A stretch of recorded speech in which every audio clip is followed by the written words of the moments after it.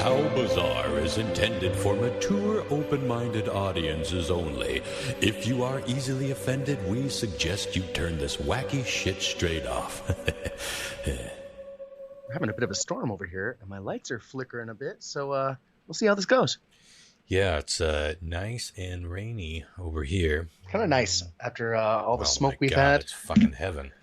Yeah. Is what I've been praying for, and it's raining so much that it's likely, fingers crossed, going to be the end of fire season, because this is a pretty damn good saturation. For sure. I'm taking my kid to the Oregon coast this weekend, and I'm really excited about it, but it's going to be raining the whole time. I guess it's better than smoke. Oh, absolutely. You going to go to the aquarium? Like Newport, where you Why going? would you think I would do that?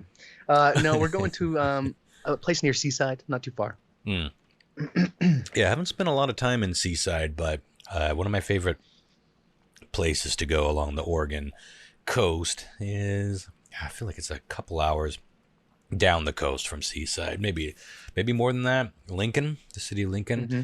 When you have the sea lion caves, you can take the elevator all the way down. It's kind of a creepy experience.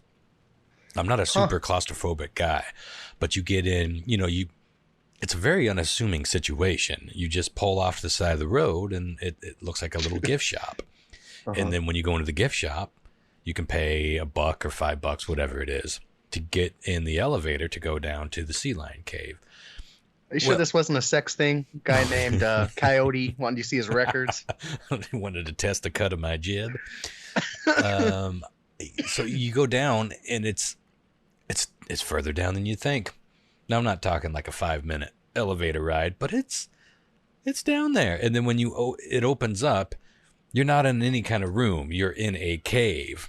And the ceiling is kind of, the rocky ceiling's kind of right above you, and it opens up in front of you, and usually there are a shit ton of sea lions basking sort of along the rocky cave, but you're inside a cave full on. That sounds fucking terrifying. Yeah, it's one of those things where it's you got to get past the creepy to enjoy the sea lions. Although you can see sea lions just about anywhere along the coast, that you don't have to go down. But it's kind of a cool experience. I recommend it. Lyle, you there? Yes. Lyle Jesus. Father. Yeah, it looks like John Mark had to check on a leaky roof. I know he's doing some home repairs. You never know what you got until it rains. Okay, so what happened is my settings in Skype got totally messed up. You were coming out of one of my second monitors. It's weird how wonky it can get. Like, what the fuck? Well, I mean, what's funny is sometimes I'll get your audio through my Vive, through my VR headset. Through your vibrator? Well, my Vive, it's behind me. It's hanging up. Boy, my voice coming to a vibrator should do a pretty good job. It said Vive, the VR headset. There's a few women right now going, and men, maybe. Oh. Not the one you used that you dated for a little while. She's going, ugh. The thing is, I can't. You're coming out of like little Walkman headphones. The Vive has little like Walkman earpieces. They're attached to the headset. Yeah. So I can't find. I'm like, where the fuck is that coming from? But it's coming from behind me. Surprise. So hopefully we got it fixed. A ghost in the machine. Well, you sound good. Everyone sounds good. I've got nothing to bring tonight except a couple of stories I wanted to talk about, a little bit of news. So whatever you guys want to chat about, shoot the shit. It's kind of all on the table. Hopefully John Mark will join us. I wanted to talk about something serious that I came across lately, and it's because I think we all are kind of bulk shoppers in these day and age. Mm-hmm. I came across a COVID roll of toilet paper, and what I mean by COVID, I mean it was like the first strike of COVID when you had to go buy like the only thing like left on the shelf was like a four pack of like half a layer, half ply. Half ply for sure. 0.5 ply. Yeah. Well, when you get it, you stick it in your cabinet, and then like if you're lucky enough to go shopping, then you end up having more. Well, recently I got stuck with a roll of that, and it brought me very, very great depression. Sure. Because you think you can wrap it. You think that it would work to just like wrap it and bunch it up, and it helps, but It doesn't make it softer, and that's the problem. That's why we were all about to jump out the window when this first started. We're like, what am I supposed to do with this one ply? It chafes. Why, Lord? Why would you do this to your servants? Why would you chafe our buttholes? Brought that haunting memory back. As soon as we conquer in the free and clear, and then all of a sudden that happens. So. It's like if you get stuck on the road somewhere and you got to run into one of those, God forbid, gas station bathrooms, the real creepy ones. They've gotten better. They've gotten much nicer over the years. And if you pick and choose, anybody who's done several road trips on one path, you always know the clean bathrooms, or at least the big ones, where it's not just a closet of doom and despair. But no matter how fancy, they always have the worst fucking toilet paper, and it's like, it is practically see-through. Because even some of the single ply you get at like the grocery store has a little bit of softness and a little bit of pliability to it, but the man, you can sandpaper your cornhole in 3 seconds flat. Tell you what. Let me ask you, Ron. It reminded me of the Wenatchee forest, the porta potties they have out. Well, they're not porta potties. Oh, they're like in the bathrooms, campgrounds. Campgrounds. Oh my god. Yeah. What were you gonna ask me, Chris? Let's do a little like a kind of a murder, fuck, kill thing with toilet paper here, though. Okay. If you had to wipe your butt with one of the 3 following, which you have to, like it's the only thing you got, gotta wipe. Okay. A balled up, bunched up ball of tinfoil. Ooh. A square of shag carpet that looks like it's been used to be a cigarette ashtray. Carpet? Mm-hmm. Okay. Or your cat. Comment. You've got it. Well, What's I know. it gonna be? I know someone who ain't cuddling me tonight. No, I couldn't in good conscience. That's risky too. I mean, especially for those of us who wipe back to front. I would go with the car. I got to go with the carpet here. I feel like it's the only thing that would really grab and pull. You need something. You need the quicker picker upper back there. I don't feel like foil has any effect other than to be cold, crinkly, and smeary. The cat is problematic for several reasons and maybe illegal. So I got to go with even the ashtray, the dirty, smoky ashtray carpet. I think you've chosen wisely. It's a bummer. If the cat saw your danglies, you might be in trouble. That's what you say. What do we got? Front to back. Oh no! Doing. Yeah. Yeah, the older I get, the more cat toyish they get. Mm-hmm. Right. Pretty soon I'll just be able to hula hoop and without jumping up. Cat will be able to play with my balls. Oh my. Mm-hmm. Speaking of illegal. Anywho, yeah, that's a terrible one. Terrible, terrible thing you made us choose. Yeah. Mm. Yes, it is. What are you going with? You got to go with the carpet, right? Yeah. I mean, the cigarettes being put out on it really were a distasteful image for my brain. So it was borderline. So I know. God, I'm fucked up. I write too many of these news quiz questions. That's what it is. You got terrible scenarios right in the chamber at any given situation. Ready to go. All right. It's going to be the most unpleasant thing on your sweet ass. Well, you did a pretty good job, but of course you could think of worse. I do know a guy who legitimately accidentally wiped his ass using poison ivy. Now that's one of those things where at first you'd be like, "Ooh, this is a nice, wide, broadleaf, pliable." It's got the pull power that I was talking about just earlier. Give it 15 or 20 and you got yourself a situation. He said it was one of the most miserable experiences of his life. Because we all had that like ass itch wherever it comes from. And you just like, God, I can't just reach back there and I got to dig in, but I needs to. And when you finally get to, it's like, no, yeah. Oh, that's good. But he said it was like that times 1,000 for a few days. What I can imagine that would have to feel like. Have you guys ever like shaved your butt? Like it. Never shaved. I trim with like clippers. I can only imagine that's what it would feel like razor burns, back. butt jigs. Yeah. Yeah. Itchy. No, there was a time when I would shave the boys, but then I realized that it was better to not go all the way down to the skin. You just like, put on a program, put on an iCarly, get your bull-nosed scissors, because you don't want to go in there all scattershot with pointy numbers.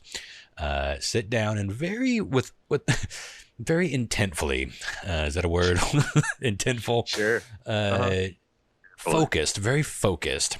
Spend some time really trimming them, getting them down there. Just blaze through like 18 episodes of iCarly, right? While you just really take your time. It's like, wow, season 2 already? Call that self-care in the biz, Ron. Because when you shave, you've got like a little, first of all, you're shaving your genitals down there, and that's risky. What are you going to take a Mach 3 to it? Some people do. I did for a while. And I never really had any incidents, but I always imagined an incident with that. But at some point, you really got to keep up on it, because if someone's going down on your town, if it's not super shaved, it's prickly, and that's unenjoyable.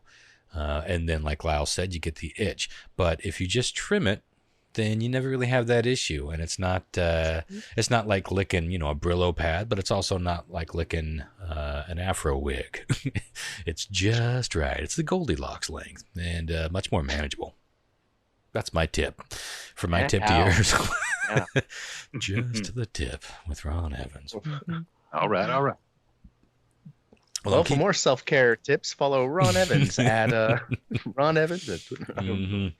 I thought about starting a sex advice column for the comic called Just the Tip. I think we might have considered doing that on the show at one point years back. I know we had something planned for Just the Tip.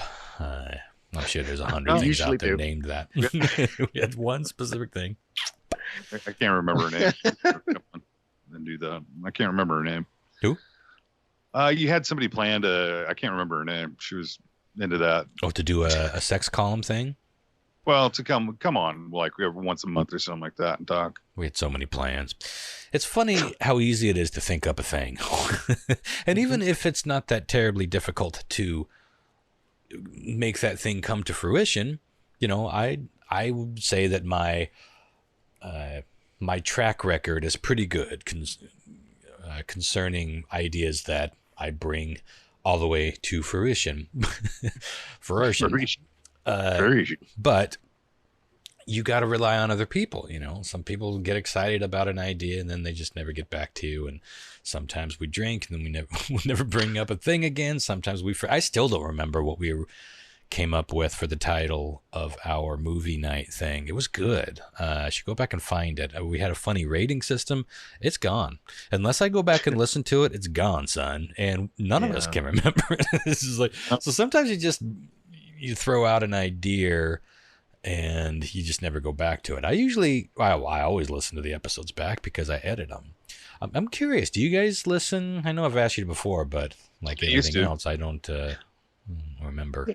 I go through phases where I don't want to hear my own voice for a spell, and so I can't do it. But I definitely, it's like 50-50. I'll go back, and then I'm like, fuck, we're funny. We should do this more often. Yeah. So, I tend to forget that we are funny. Yeah, I think so. I mean, of course we would. Otherwise, we never would have hit record on our stupid conversations.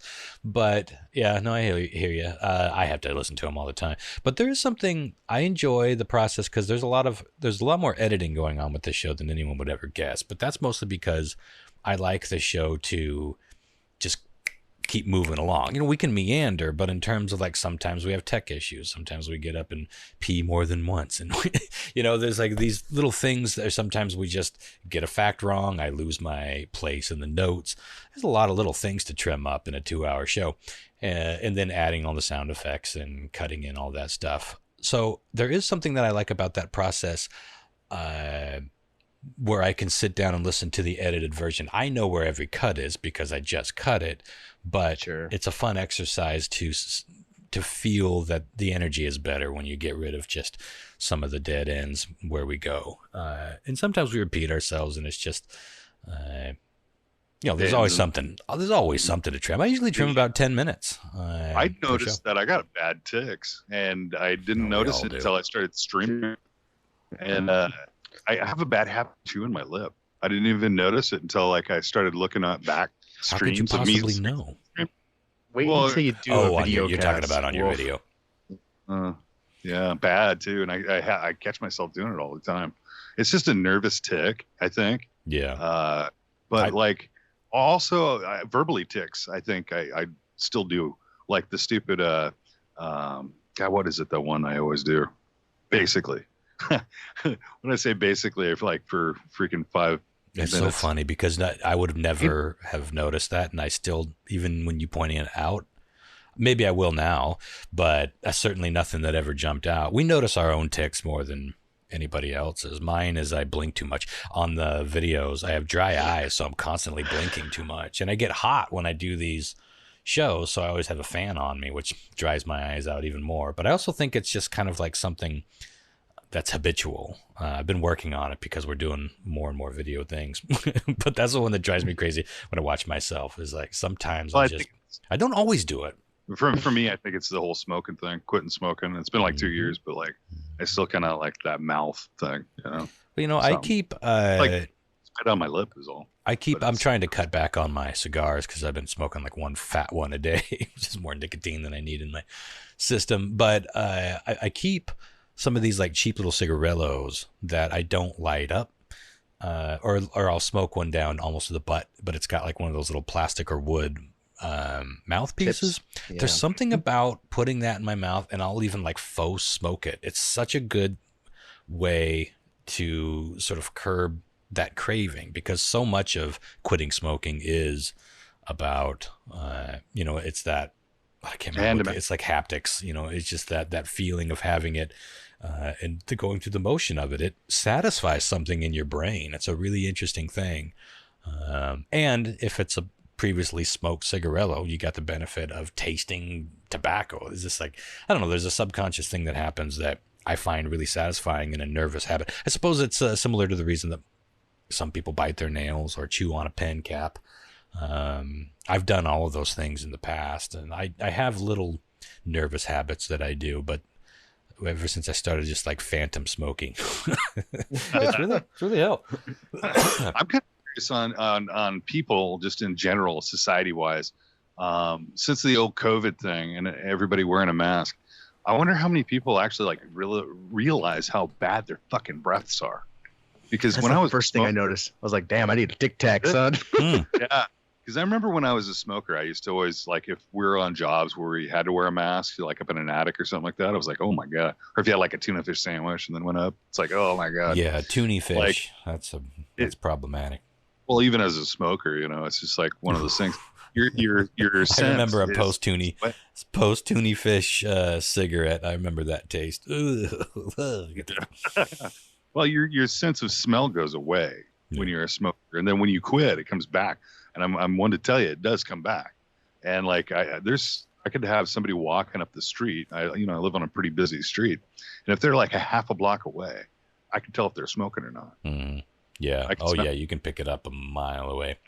It's crazy. It's part of that subconscious thing too. Your brain's like, "Ooh, what do we got right here?" Especially when someone lights it up, right? As like a former smoker, like to me, that's like the best smell on planet Earth is someone that just lit a cigarette. I don't know what it is about that initial light.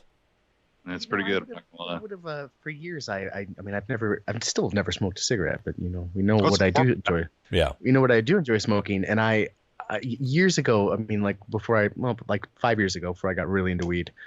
I couldn't imagine having that like want, but now after I've smoked 1,000 joints, yeah, I'm just like, it's a nice feeling when you light up that joint. That first, like, I can relate to this, and I'm a little ashamed. Well, it's also a ceremonious thing too, Yeah. Like I'm gonna go have myself a cigar. That's like a special thing. Or I'm gonna pack me up a pipe, sit down here, strike a match. There's that whole process of loading the bowl and striking the match, doing your char light as they call it, then it'll go out, then you tamp it down, you light it again, you sit back and you puff on it. It's all part of that experience, and it's these are ancient things we're talking about. People have been doing this with natural ingredients. The cigarettes really are just a bunch of garbage dumped into it, but if you're smoking a natural quality cigar, that cigar has one ingredient. That's tobacco leaves. You can pull one apart and it'll be like bigger and bigger leaves as you get out. And then the outer wrapper actually is what determines the flavor almost more than what's inside of it and the strength. But it's a fascinating process, rolling tobacco and rolling pot, smoking pot. However, people have smoked pot since the discovery of the herb, ancient things, and they've been part of ceremonies. So it's a lot that you get out of it that goes so much further than the chemical effect, whether that's nicotine or pot, or even wine, like fine wine or a good glass of whiskey. There's so much to it, which is why it's tricky to quit when, you have to quit. It's like it's tied to so many things. And now pot is starting to catch up with booze in terms of the social thing. Like for a while, for most of our lives, smoking doobies was something you did at some people's houses and in the backyard at some parties.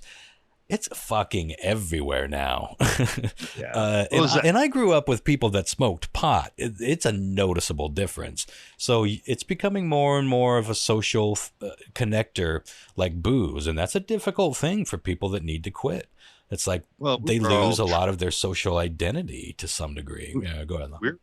We're all completely trained and brainwashed since the 50s to think that marijuana was the devil's weed. You know what I mean? Mm-hmm. And it was even the name marijuana was supposed to scare us all the way up until it became legal. Even when it was legal for a patient that had cancer, it still was shunned upon. And like you were looked at like you were some kind of heathen for doing it. Yeah, but a show on pot. No, it's a pretty common practice, Yeah, what's crazy is that there's still so many states. I, as far as I know, more states where it's still illegal, right? Than states that have legalized. I'd rather see people smoke pot than drink. I think it's getting close to 50 there, but probably. I still think it's crazy. It's classified as a Schedule I narcotic up with heroin. That's stupid. One of many things so that we haven't. Changed. It's the main reason why you have to buy all your pot with cash. You can't. No banks will get involved with the weed shops. Well, that's the reason why the government did it back in the 50s when they legalized it to Class 1 was to make sure that it never became legal. Yeah, it was their guarding gate to make sure that it never got legal. And now that times have changed, obviously it's not a Schedule 1. It should never have been a Schedule 1. Yeah, you know what I mean? Ridiculous. So it is all bullshit, really. And who owns the patent for marijuana? The government. Is there a patent? Yeah, there's a patent for it. Well, I don't think they own a patent. They own a patent for the synthetic version of it or something like that. I could be wrong. Like the medical version. Or something. It's a complicated issue. There's a lot to it. There is, and it's ever changing. But I just find it crazy that we're one country, and I'm always of two minds about the state idea, because I like that you can be under this one big umbrella of a country that you are either born in or you identify with and moved there, but you can like roam around and sort of dial it in a bit concerning landscape. We got it all here in the U.S. I mean, basically from tropical to damn near Arctic at sometimes of the year. And everything in between: desert, rocks, mountains, plains, swamplands, grasslands, farmlands. You can move around and dial in your specifications, just an environment, but also politics and how do people vote here? Is this a red state or a blue state? What's legal here? What's not? But it baffles me with things like this, with things like that marijuana, because that would be like going to Idaho and you can't get, like, there's no bars. You can't get a whiskey. But then go one more state over to Montana, and bars aplenty. In fact, drive-up bars in Montana still exist, where you can get cocktails to go, like an iced tea. To recapitulate that, the U.S. Department of Health. What was that? The Department of Health and Human Services are the ones that have the patent on marijuana. So a patent on what? Plant. On what? I'm reading it right now on cannabis. Read what's in front of you, like the initial part. patent. We know the national government has been ignored the benefits of marijuana. Where it's right here. It says the patent. I don't think you can patent a plant, bro. I don't know how you could patent marijuana itself. You can't patent apples. I mean, like, I well, don't no, know. it doesn't. Strain. It doesn't have a patent. It doesn't have a patent on marijuana as a whole, but it does have a patent on like the CBDs. The United States Department of Health and Human Services has a patent on certain parts of the marijuana plant. The potential use of non-psychoactive cannabinoids to protect the brain from. So it is kind of the medicinal, like they do have the patent on certain parts of medicinal marijuana uses. Although this says certain parts of the plant. Very strange. It is strange. No, they're talking about CBDs versus the cannabis, the THC. Yeah. Government has a patent on pot. I mean, it is a version of that. You never fucking stop learning. I don't know if you guys saw the Emmys were on last week. I haven't watched award shows since I can't remember. There was a time when I was into them, especially when I was into filmmaking. I would always like to watch the Oscars.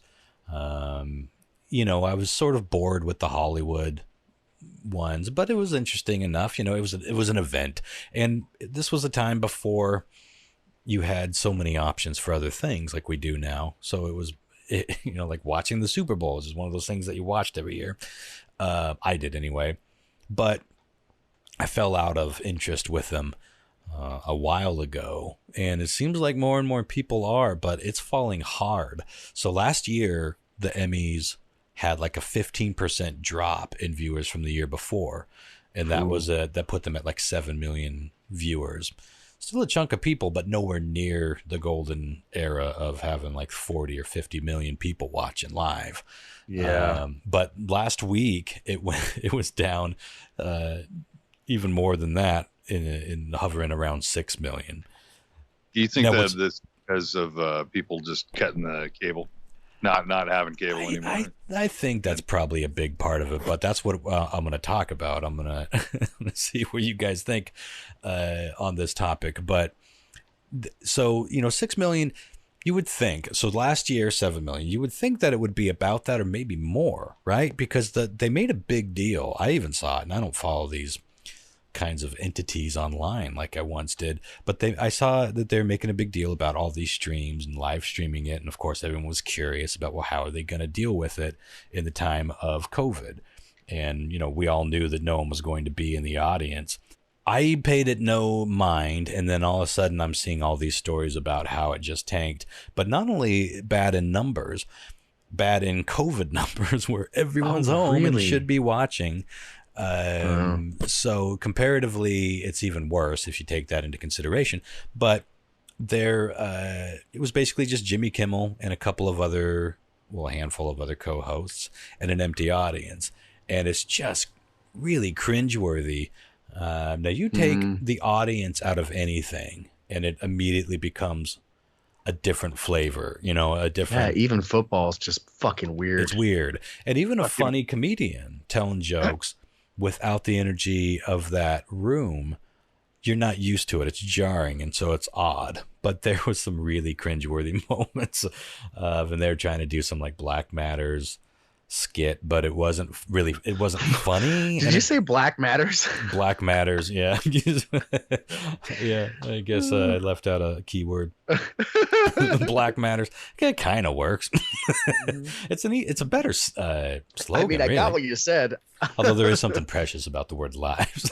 But I kind of like Black Matters. They did a Black Matters skit or 2 or 3, but they kept going on, and they were like almost like uncomfortably anti-white feeling, like there was just a weird vibe to it, and it was just like, okay, this might have played in front of an audience, but with no audience, this is really kind of cringeworthy. So someone did like a compilation of all these cringeworthy moments that I highly recommend watching if you want to get a flavor for the whole thing. But honestly, it's just I've been tuning into the occasional late night show. You know, I haven't watched these late night shows in years, but you always get a best of. You know, when something really interesting happens on them, they're going to pop up on YouTube or Facebook, and you'll be able to see the highlight 2-minute reel or the trimmed video of the thing. You know, Paul Rudd doing Queen. They always seem to involve Paul Rudd, which I like. I like him, but enough already. And that's kind of my feeling about this whole thing in general. And you know, we were talking on the last show how movies and TVs have evolved so much so quickly that even going back 10 to 15 years ago and watching a show like The Wire or like Lost, sometimes it might rattle you a bit because it's just such a weird pace. It's such a different delivery and different style because it changed so much. And it's like it was iconoclastic to its time. Those shows are just slightly outdated. But when I was in high school, I used to love the shit out of like David Letterman, and then later on Conan O'Brien. You know, I thought those were really fun and like edgy at the time shows. But going back to them now it's like so shucky darn. You know, it's like ooh, they feel like goofy morning shows. Like they're so hokey and tame, and even when they're trying to be edgy, they're just. It's like, wow, this has not aged. Like these guys have not evolved with the times, and it's really fucking jarring. Do you think a part of that is? I was just going to say the time seems like it castrated him. You can't get away with a lot of stuff. I disagree. I think that they're not ballsy. They can get away with more. I mean, do you think that we feel this way? Is it that they've changed or that we have? No, I think we have. That's what I'm saying. Yeah. Like they haven't adjusted. They are still acting like it's 1995, and you can come out there and you guys see this story? You guys see this new story? That's kind of what we're doing right now. We saw fucking 18 hours ago. Where you been? Well, that's the thing. But then it's presented. See, it's all under. I mean, Lyle is right to some degree. They're in the confines of network TV, and there's always going to be things they can and can't do. But they can get away with more than what they're doing. But they've just I mean, in the age of Game of Thrones, Mad Men, Breaking Bad, I'm trying to think of a comedy version or a comedy equivalent to these. Just shit that can go anywhere.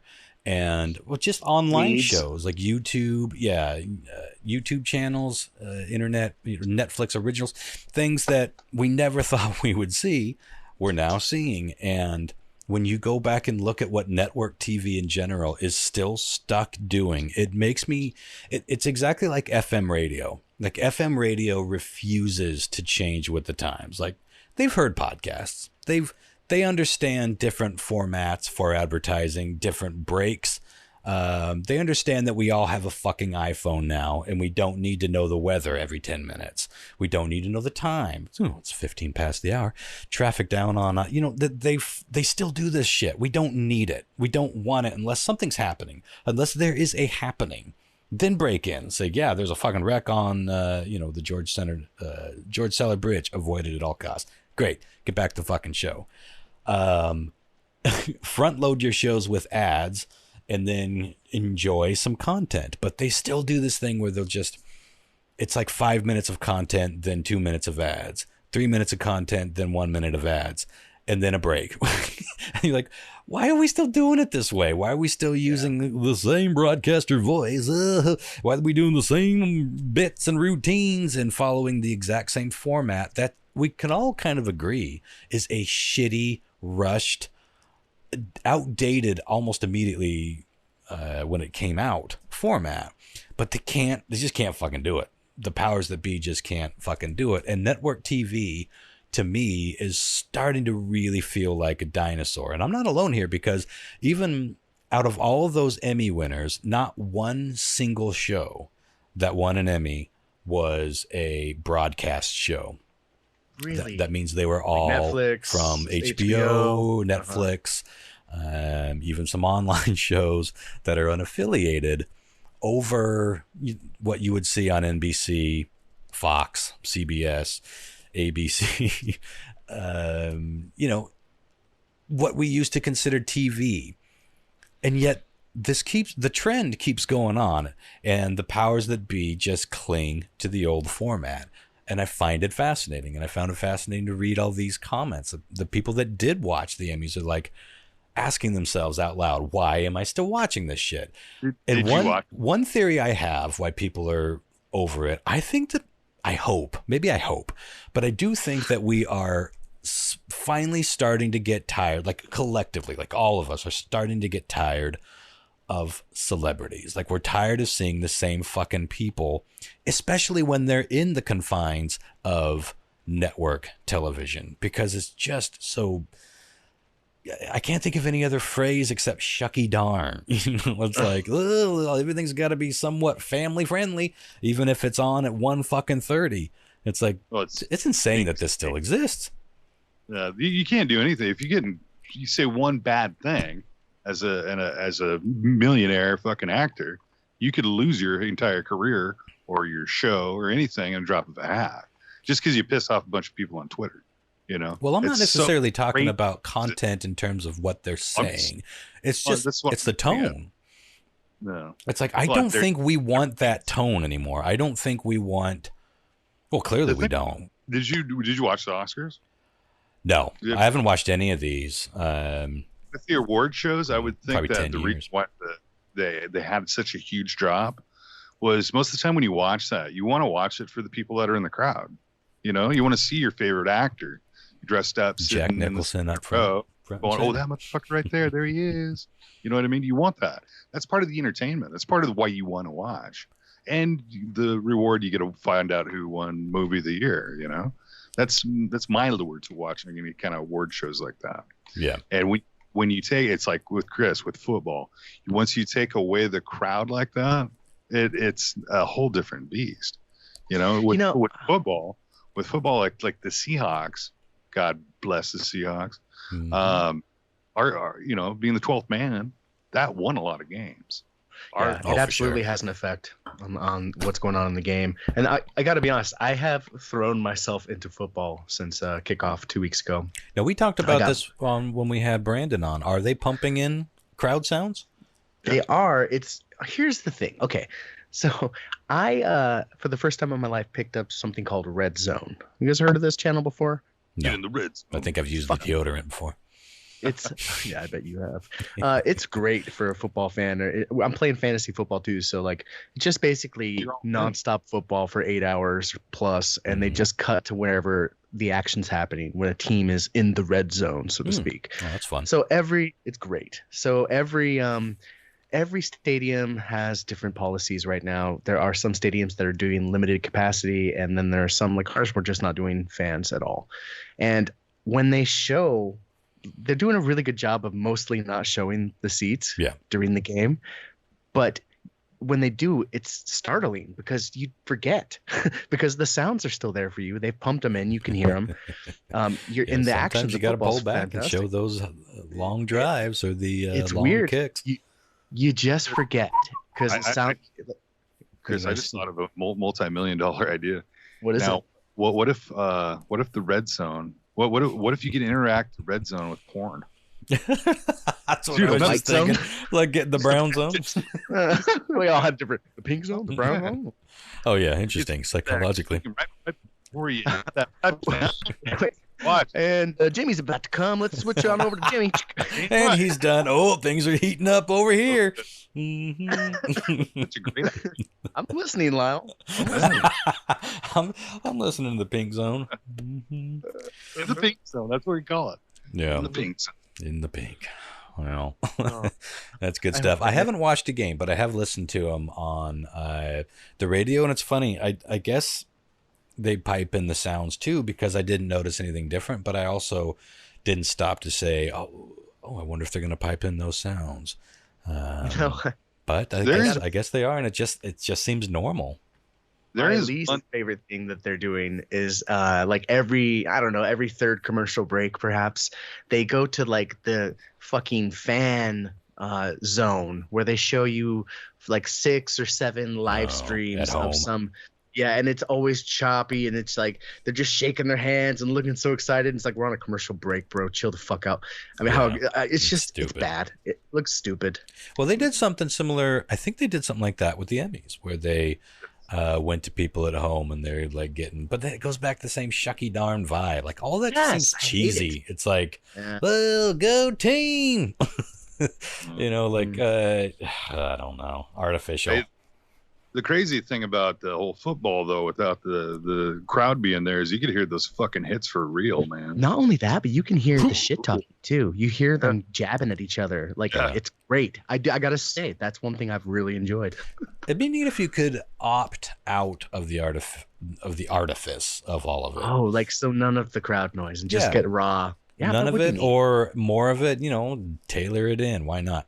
It's a lot. Because it would be interesting to just hear. But God, that crowd does so much for the energy of watching at home. Well, it's a bit of both. It's a bit of both. Because you imagine if you had a band, you say you had a band and you're playing in front of the stadium, right? You could play in front of a stadium and have all those, you know, thousands of people cheering you on. Or you could play it as a practice gig. Where which way you're going to perform better, you know?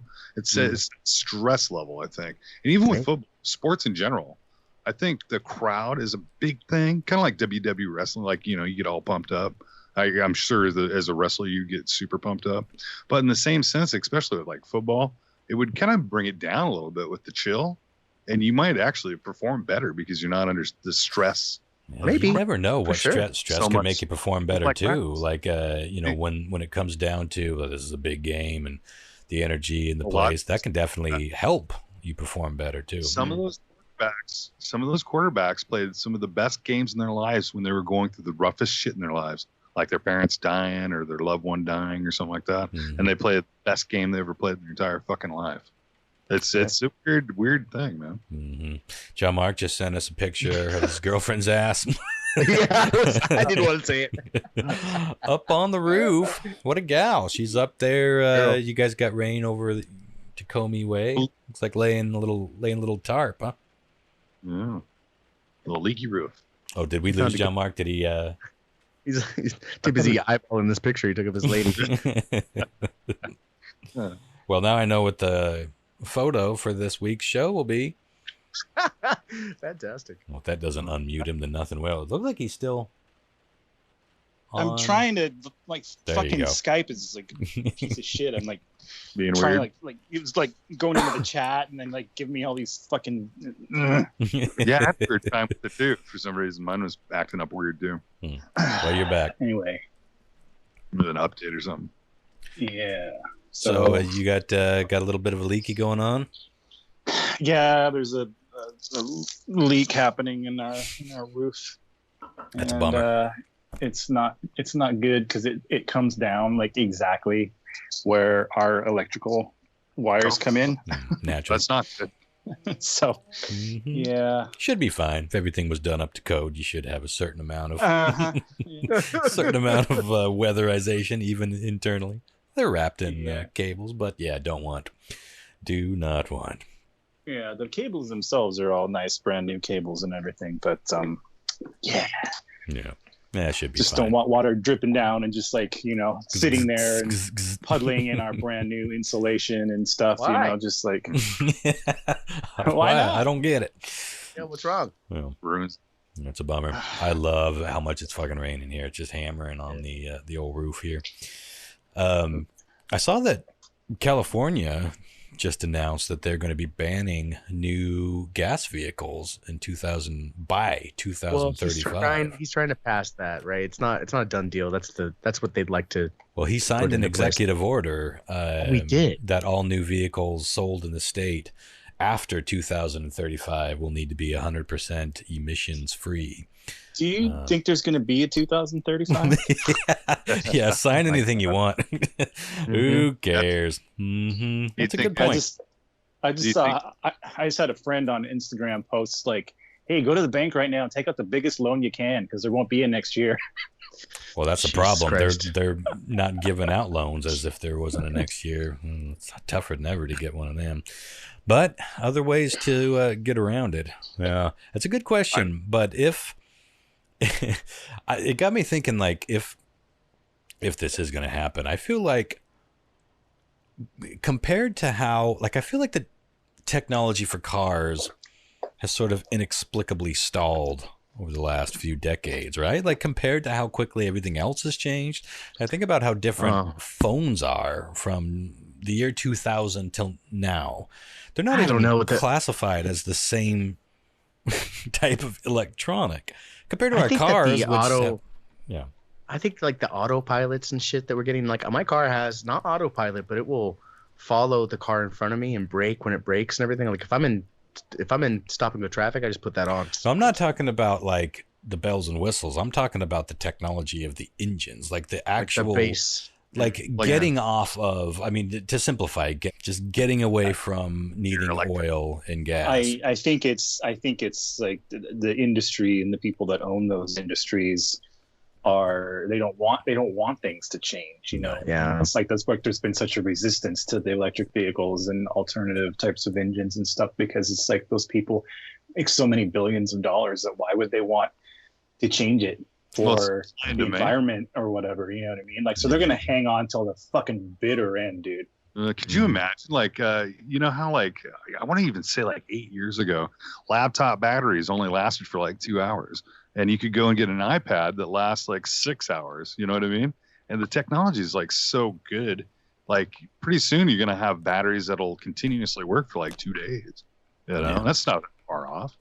And you imagine like the technology with like like Tesla, and then like the one wheel, that's something out there, but it's, the vehicle, it's a one wheel, it runs. What is it? It's like, I want to say it goes 26 miles an hour, but you're talking about like that weird, like skateboard thing, the one wheel. Mm-hmm. Yeah. And it, that's pretty fast for something you stand on. It goes 18 miles. So like, one charge, and it only takes an hour to charge it. So you could literally like go around the loop trail and that's cool. And still go and still drive home. Yeah. Well, and charge it, and then, you do it again. It's pretty fascinating if you think about it. The technology with the batteries, anyway, have come a long, long way. Yeah, it's getting tougher and tougher to deny that is what's happening, that the powers that be simply don't want those advancements hurrying to, car lots near you anytime soon. I mean, but all you got to do is compare it to other technology around us. Like, wow, that, again, going back to the phone alone, like that, compare that technology, how different that is to if you had a cell phone in 2000, what it looked like compared to what's in your pocket now. TV, the internet, everything has made huge advancements. Cars just kind of, they pad us with these new bells and whistles, and now we got backup cameras and we've got better sound systems and Bluetooth. But what's happening underneath the hood is still pretty much the same thing with just a little bit of enhancements. I was watching a video, and I'm not sure if it's Samsung or not, but there's a video of a new phone that's coming out that's completely see-through. It's like a piece of glass. And I had one of those in the 90s. It came one out. I think somebody made one back in the day, but it was like a fucking arm and a leg. It was like $10,000 for this thing. This new technology that's coming out, it's like you could basically pick up your phone and see completely through it. And if you wanted to scroll through stuff, you could actually scroll from the backside of your phone. It's really cool. But that's coming. So it's all done with cameras. It's an optical illusion. It's like a hologram. It's like it's crazy. It's kind of like file that under technology we don't need, but might be kind of cool. Have you watched Iron Man? While he's sitting there in the courtroom and he's got his little fancy computers, he's going through it. It's just pure glass. That's what we're talking about. It's just gonna be a solid piece of glass. Yeah. Well, we'll still be using gasoline cars when that comes out, I guarantee you. But by 2035, you might be fucked if you got if you want to buy a new one in California. I think what Lyle was talking about. Did you watch The Expanse? No, I still haven't seen it. It's on my list. So like they have like these little communicators in the Expanse. I think that's what Lyle's talking about. It looks like a little piece of like plexiglass, translucent glass. Yeah, that has like all this stuff on it. I think that's what he's talking about. What's are they still making the Expanse? Yeah, season 5 is coming out soon, and I think they're good to go for season 6 as well. I haven't heard anything about is Cass still on I don't know. You know what? After the initial flurry of accusations and this, where we were looking into it, he left Twitter, and then there's been like nothing since like July, like just zero. I actually thought about that the other day. I was like, I wonder what's going on with that. So I Googled him, and it's just like there's like nothing that I could find. Yeah. So no clue. Are you guys familiar with the label Burger Records?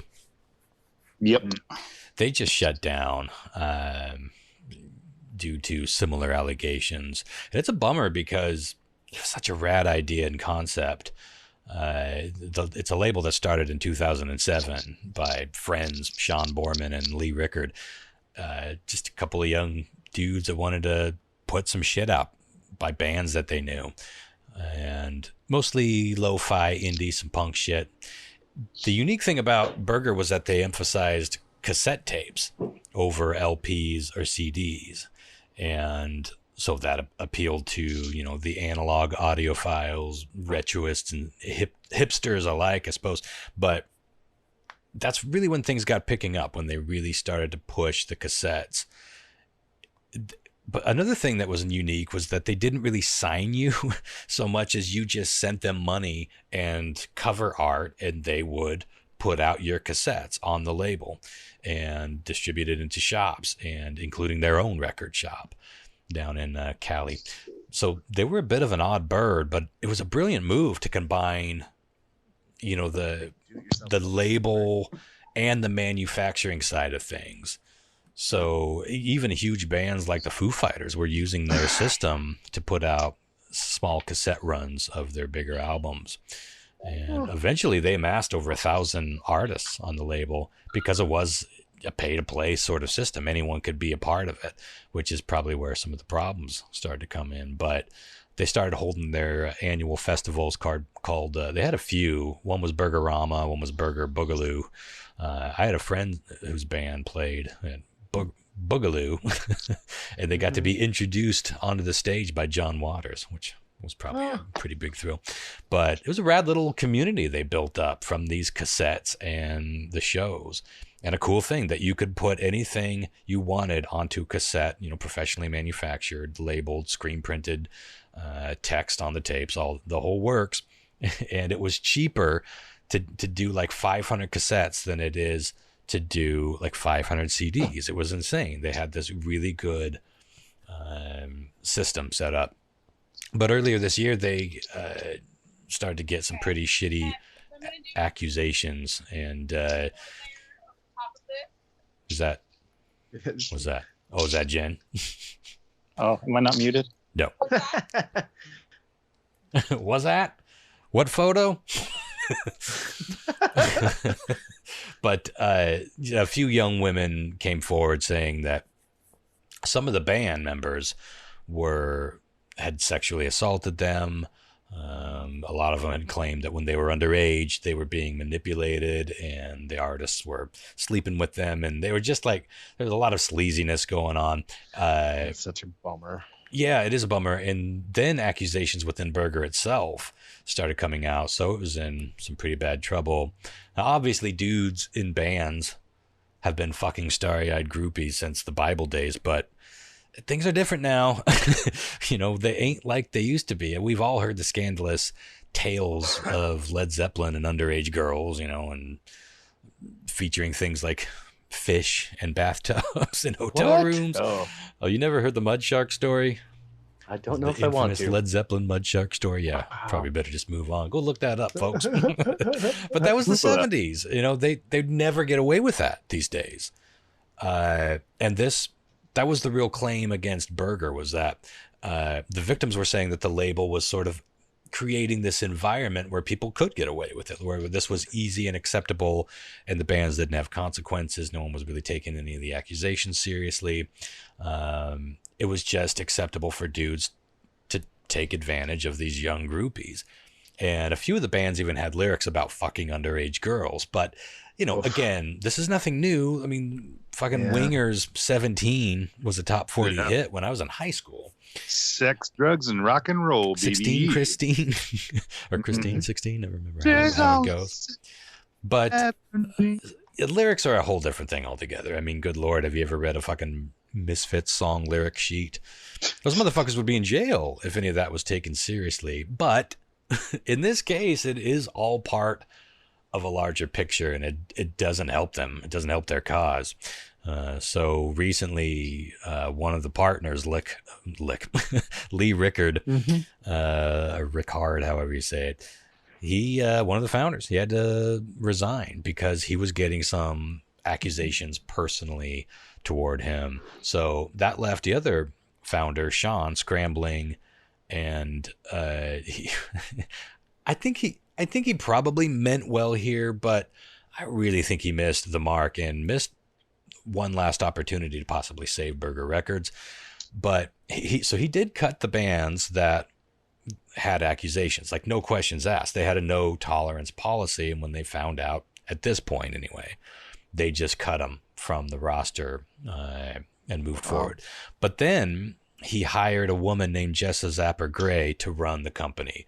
And the idea was that he would step down to a lesser role, and the face and decisions of the company would be by a woman, which seems like a decent enough plan, but it does also smack of tokenism and, you know, sort of grandstanding in a way that, well, we have a woman now, so it's all fixed. Like it was almost like a sleight of hand thing. It didn't seem genuine. But then to me, even worse, he announced that they would be starting a new spin-off label just for women called Burger Records. No, stop that. As in Riot Girl, which that's exactly what women want, right? Like a whole separate thing from the main label with the main roster of bands where only women go to be ignored. You've got your own special thing for you, sweetie. It's so fucking tone deaf, in spite of, I guarantee he was trying to at least appear to be doing the right thing. So to miss the mark that far, the backlash just continued. And last month, Sean Borman just said, fuck it, I'm done, shut it down. So it's done, which is too bad. I think they could have kept it going if they just trimmed the fat. You know, they had 1,200 fucking bands on that label. There's no way they could possibly know what's going on at all those shows. But when reports come back, if they would have jumped right on it and trimmed that fat, cut them loose, and addressed it publicly, the problem was, I think they hoped it would go away, or maybe hoped they were false accusations and didn't look into it because they didn't want any controversy, or they thought it would shake itself out. But ultimately that was what caused the end of the label, which again was a really cool idea, and a lot of interesting bands published on that label. But some of the bands, if anyone's curious, that have been, these aren't like big names, you know, these are like indie bands, but No Parent, Swimmers, Black Lips, The Growlers, The Buttertones, Part Time, and Cosmonauts are the ones that consistently get named. And there was just just today, it's funny, I'd already planned on bringing this up, but just today I heard a KXP feature on this, if you want more details, or hit the Wikipedia page. One of the victims started an Instagram that was called Lured by Burger. And it was basically an open forum for everybody to come forward and make their claims or accusations, which again is a tricky thing because anybody could say anything about anyone, but ultimately it looked like that was the real gateway to exposing a pretty unhealthy atmosphere within a lot of this label's band shows and the festivals, and some of the more prominent bands who straight up sing about fucking teenagers. And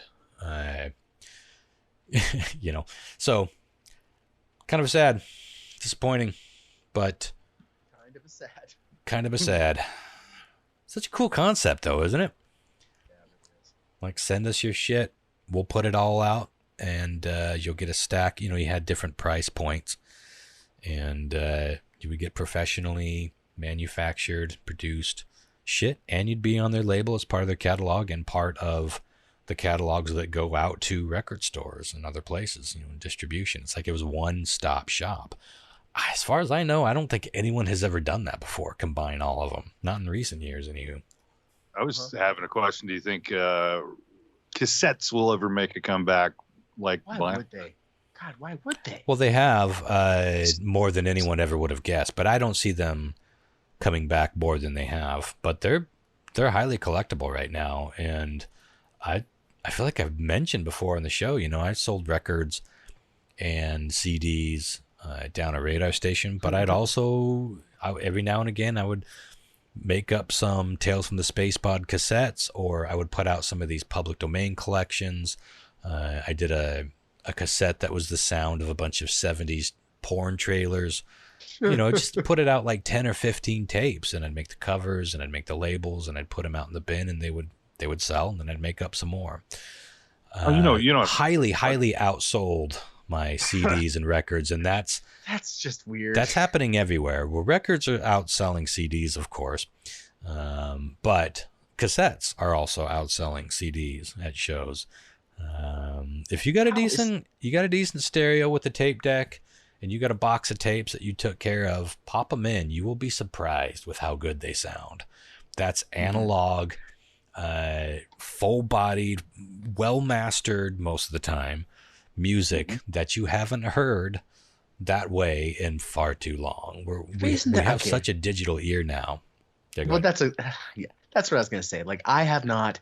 It's getting damn near hard for me to find a place to put a CD in my life. I gotta be honest. I don't have one in my car.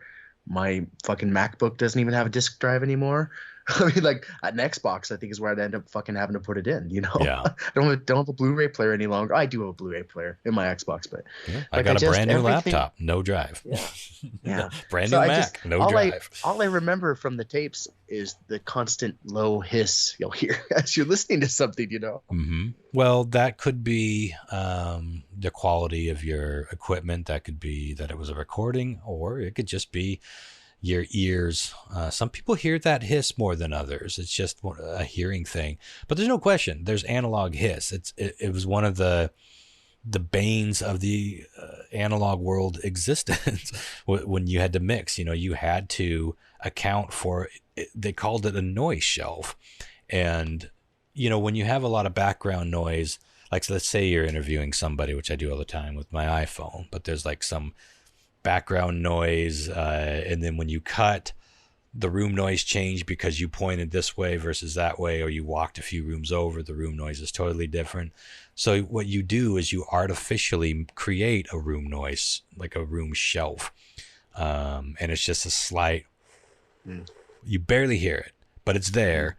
But what that does is it masks all those those cuts, those changes in dynamics, and the rest you do individually mastering those clips.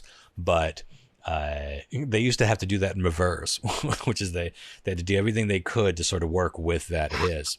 Yeah, the hiss is real. It's a definite improvement for most of our ears going from that sort of analog to digital. But I'm telling you, there's a reason that when CDs were a thing, there were like 15 different releases of Led Zeppelin's Houses of the Holy, because the first one sounded like ass, because they just transferred the analog masters right onto a digital platform. There was no remastering for that medium, nor was there remastering for what that medium would be played through, because CDs play through speakers and an equalizer and an amplifier completely differently than your tape deck and your turntable do. So they had to get smarter and smarter with that, and finally the later CDs were sounding pretty good. But those early ones, a lot of them sounded like ass, especially classic music or classic rock, older songs and older recordings, because those were recorded directly to analog with no thought of a digital mastering down the road. It's a completely, I won't say Well, maybe it is a specialized knack at this point. It definitely is for vinyl. There are people out there that can master you just about anything. If you want to go on CD, your cassettes are pretty easy too, and definitely streaming. But vinyl is a whole different thing because it all has to be contained within a certain depth of a groove of this plastic sheet of circle. It's the craziest fucking thing that is such a manual, tactile thing that makes. But if you got a good system, it's going to sound amazing. And I think that's why so many people didn't get the resurgence of records. Like, why the fuck would anyone put in this 12-inch disc that's dusty, warbly, staticky? But most people, they either didn't take care of their records, they don't have quality records, or it's a combination of that, and they don't have a good system, and they're playing it on, a $40 Crosley that they got at Walmart, or some J.C. Penney or Sears all-in-one unit that's 40 years old and using the same needle that it came with. These things, to go back to your point, it's like even CDs is becoming a thing. If you want them, it takes more of that effort. Like, I need to have a system for playing these things. So it's not going to replace our iPhones and iPods. Do they still make iPods, by the way? Is that still a thing? I don't know. There's something about, it's not just there's something also about just the ritual of pulling the album out and looking at it, like taking the record out of the sleeve. Yeah, taking the record out of the sleeve, putting it on the spindle and putting the needle down, and then sitting back and going, It requires your attention. You can't put a record on and then just go half-ass do something, because it's over in 40 minutes, and unless you have one like a Sears model that will reset, it'll just sit there and spin until you have no needle. So you got to flip it over and then turn it off. Like, these are manual mechanisms, and that simple act requires you to give it a bit more attention, a bit more patience, and then you can look at the amazing artwork on the album that's as big as something that you would hang on your wall, especially when you open it up. And that's an experience that you can't get. It's just a different thing. In the end, the product can be the same because you're listening to a song. So the end result has a similarity, but it's just a different thing for a different kind of people. So cassettes will never make a full comeback because they can't, because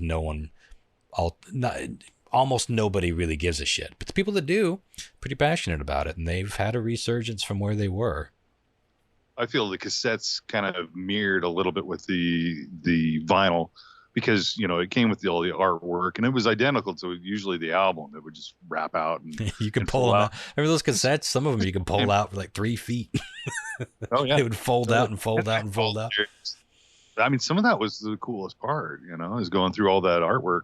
Yeah. But like the even in the 90s, there was a huge come back to 8-track, and who the hell has an 8-track player anymore? Yeah, that was a similar thing where what vinyl would be later, where it started as, that's a good point, because that never really took. There are still people that collect 8-tracks, but they're not really doing that for great sound. That was kind of like a nostalgic, just find these things and pop them in. It's more of a novelty. Records, on the other hand, can sound fucking amazing, and cassette tapes potentially even better, depending on again how you took care of them. I feel like I talked about this not too long ago on the show, where I pulled out my tapes not that long ago and popped in the Beastie Boys' "Check Your Head," which is from 1993, 1994. It sounds fucking unbelievable. just through a Pioneer deck. I don't have a preamp. I don't have an equalizer or anything. It's just going straight from the tape deck. I've got an amp, just into some pretty basic speakers, good speakers, and it just thumped, and it's crisp and snappy, and it's like, fuck, this sounds good. And cool. It's just, and they're my box of tapes. I've had them forever. So it's still cool to have those items. But I also think there's still something about all of this that is just coming from people wanting to hold a thing in their hand. Yeah. We're losing that.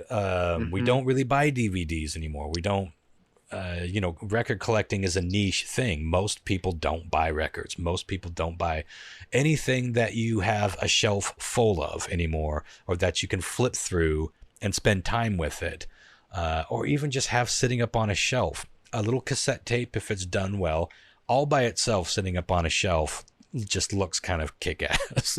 And that's why I think I sold so many. I probably sold, we're talking like 50 Space Pod greatest hits that I sold maybe over the 2 years that I was doing it. But that's a handful. That's more that's more CDs than I ever sold. And that's people spending $10 a pop to get 45 minutes of the best of the Space Pod.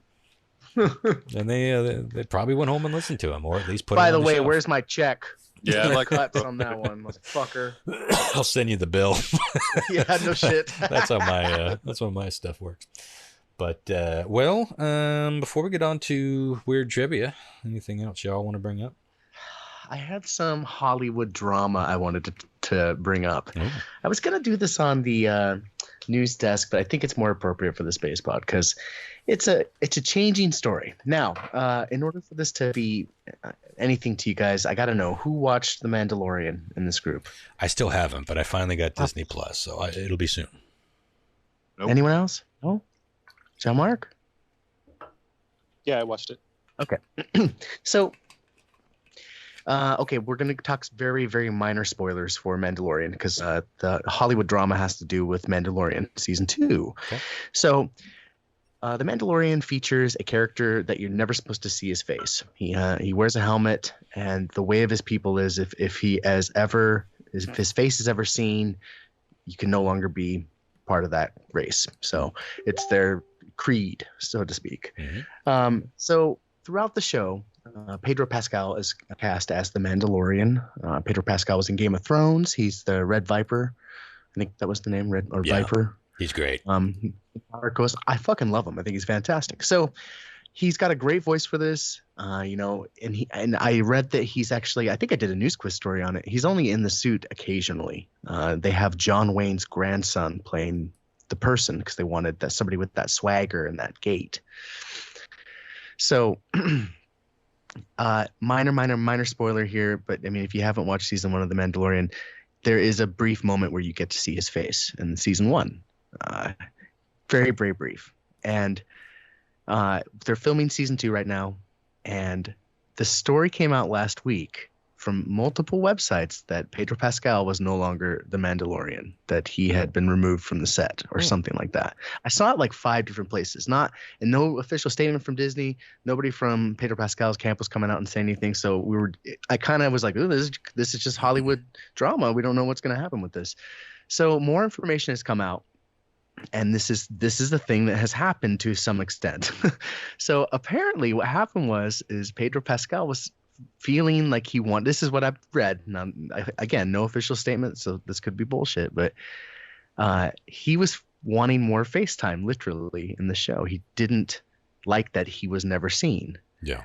And it's not as if he can phone it in and do just voice acting. He has to be there to be in the suit for half the filming, apparently. So it's a huge commitment from him still, but he doesn't get any FaceTime at all. And so the story was that he went to the creators and were like, sorry, and it's Jon Favreau too, if I'm saying his last name right. So he's the creator of this show, or half of the creator. So he went to them first and said, listen, I'd like to have more FaceTime. And they're like, well, sorry, you're the Mandalorian. That's kind of your shtick. You read the script. Mm-hmm. And so he didn't like that. So he went to Disney. He scheduled a meeting with Disney. Now, another story said that it wasn't Disney. It was Lucas. He went to George Lucas to try to plead his case. And the creators got wind of that. And they were like, you're fucking out, man. Like, this isn't what we want. So he's been removed from the show, and he's only going to strictly do voiceover stuff for it, basically. So he won't be on the set any longer. He won't be doing any of that. He's just going to be doing, and I guess both parties are more satisfied this way because they don't have to deal with this drama, and he only has to commit to going into a studio and doing the voice part. So it doesn't conflict with the schedule as much. Fairly easy fix, yeah. I think so too. That's interesting. There was a similar thing that happened with Sylvester Stallone doing Judge Dredd. Like Judge Dredd never takes his helmet off, But Sylvester Stallone was like, "Hey, I'm taking my helmet off 3 minutes in, bitch." They ultimately caved. But, who was the guy that did the Dread movie, the good one? So good. Yeah, he agreed. He was a big star at that point. He never takes the fucking helmet off, and it's amazing. It's like super intriguing. Yeah, that's kind of disappointing. That's silly. No, it really bummed me out. Like, really your name is on the fucking credits. Do you really need people to see your face? That's pretty vain. That's it. That's my Hollywood drama. Ba, ba, ba. Interesting. Yeah, I've got. I'm working through a few more episodes of the show I'm watching now, and then I think that's probably the one I'm gonna head toward next. iCarly, your 50th watch through of all the seasons. Yeah, well, I haven't seen them all 50 times, so I gotta even them up. All right. But knowing that The Expanse has 5 seasons, you know my motto. I don't like to dive into anything unless it's few in. I had no idea it had been on that long.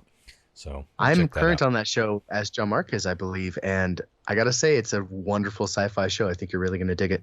I'm looking forward to it. Anybody else before we get moving on? Orcus, what is that? Ortac cods? You ever heard of that? Ortacods? It's a beast. It's an animal, apparently. It's a tiny little creature, little animal. Anyway, scientists found they identified 1 million-year-old sperm cells that were fossilized in tree resin, and that's the creature. They're sperm. Yeah. Wait, all up inside that wood. Orc. It's OSTRACODS. I don't know. Orchid is that what they call them? That's what we're calling them now, Lo. So yeah. Anyway. So what does it have to do with jizz? It's their semen was fossilized in some tree resin scientists found. 1 million years old. So it makes you wonder, were they fucking the tree? Or was it the animals having sex? Yeah, they just probably having an orgy up there in the crook of a tree. They got to fuck somewhere. And then suddenly a giant asteroid came and fucking nuked them all off the planet. Yeah, what a way to go. Ostracods, I'm guessing. Ostracods. Okay. They look like nothing more than seeds with lungs, but some species of the tiny crustaceans have an outsized claim to fame. Giant sperm. So their sperm is bigger than they are. It can stretch a centimeter. Its sperm can stretch? Yeah. This is very clearly written. Yeah. I don't like the idea of a Stretch Armstrong jizz shot coming out of this crawling lung. It's a gross world, isn't it? See that on Pink Zone. We gotta switch over the Stretch. Wake me up when it's about to shoot ooze. Well, that's interesting. Ancient jizz. Ancient jizz. Pre-ancient jizz. Fossilized. Ancient jizz open up for the butthole surfers once. What if we could microwave it and bring it back to life or something? Okay. First off, not eating it. Fuck. Okay. Let's take a moment and unpack this. First off, when you said microwave jizz, how come I could smell it? Yeah, boy, that's something I've never done. I wonder if it would turn it into like eggy, like an egg white texture. I bet it would. For some reason, that disturbs me, the thought of nuking my jizz. I should do it tonight. Report back. Ding! For the people that are listening, something smells good. No one's still listening. Even John Mark's like, I'm out of here. I'm going to go look at my girlfriend's ass. Esther Rackapots. No, go ahead, Lyle. For listeners at home, what we're looking at is basically a piece of amber. Like if you remember Jurassic Park, the owner had a little piece of amber that had in his little cane while he walked around. I think they should take this, make it a pimp cane out of it, and give it to the owner of Pornhub, and they walk around with the oldest jizz in the planet. Boy, what do you think? It'd be interesting to see the home of the owner of Pornhub.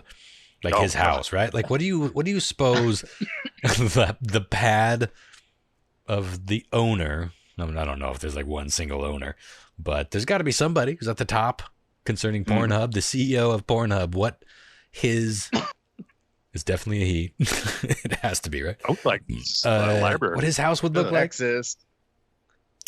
I'm gonna look it up. All right, Ron. Let me ask you a real question. The library. Would you rather microwave your jizz, your poop, or your cat? Oh, why would you put the cat in there? I would. Out of those three, definitely the jizz. Fair enough. Yeah. I got a feeling I know where how the poop's gonna end up. This is rough. This is a rough one. Why are we here? You ever find yourself in a dream where you're like in some terrible place and you're just like, why am I here? That's how I feel right now. Why am I choosing?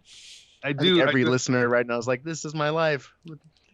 that was one story I thought we'd talk about and have some humorous jokes. But there's this other story that's pretty bizarre and fits the genre of how bizarre. A 22-year-old woman that hails in Sevilla? Yeah. She's appearing in court Friday for conspiring with her boyfriend to cut off her hand just above the wrist with the circular saw. According to reports, she had taken out multiple insurance policies the year before that had been like the payout was exceeding over €1 million for the accident. After her and her boyfriend ended up severing her hand, she was taken to the hospital where she claimed to be injured from sawing benches. The cops ended up going to the crime scene to where she did it and ended up snatching up her hand and brought it back to the hospital, and they were able to sew it back on. So no voiding the insurance claim, because you cut something off, it's supposed to be, you lose it. So they pay. They had a thing in L&I, like if you lost a finger, it was like $10,000. If you lost two, it was maybe 30. I don't know. But like, so that's their mindset. They're going to be rich by cutting off her hand. Well, the cops go and they obviously find the hand, bring it back to the hospital. They sew it back on. And now she's like, complaining about she told the court she's crippled and how it destroyed her life and everything else. But like, she was sentenced to 2 years in prison for trying to do insurance fraud. Well, I got to hand it to her. She was really giving it a try. Well, the thing about putting your hand back together, it doesn't really work that way that it's going to be of any use. Not at all. But they were able to, but they were able to sew it back on.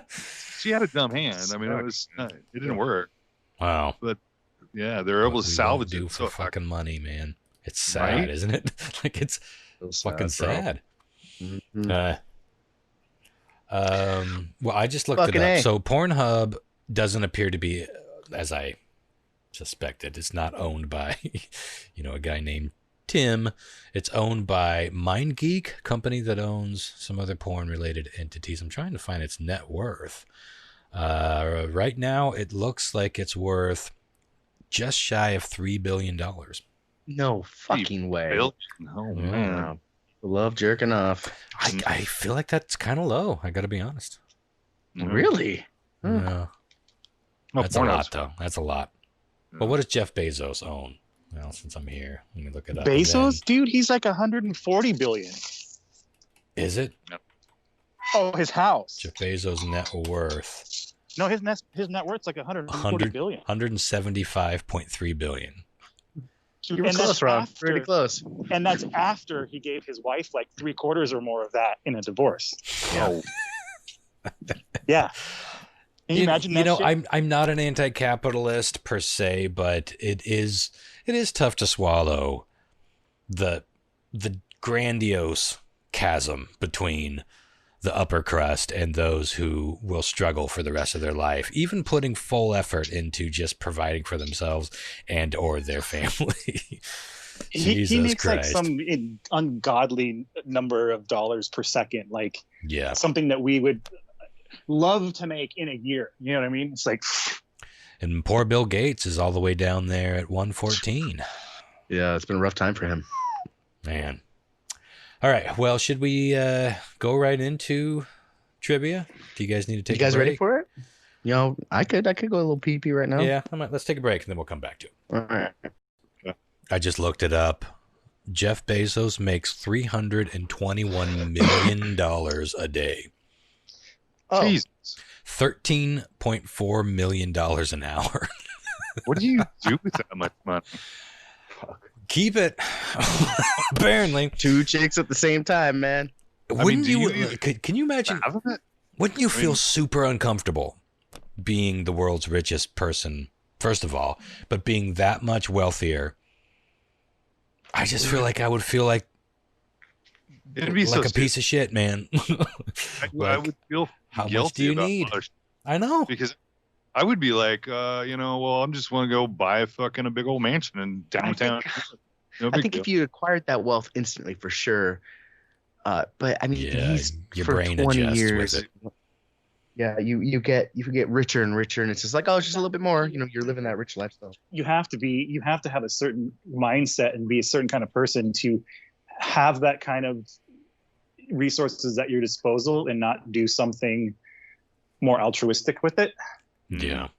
You know what I mean? Because it's not like he doesn't give Swimming with the sharks. a couple million Not the bucks kittens. here, a couple million bucks there, but it's like for him that's like nothing. It's not even fucking couch change. That's not you know? even It's an like, hour of work.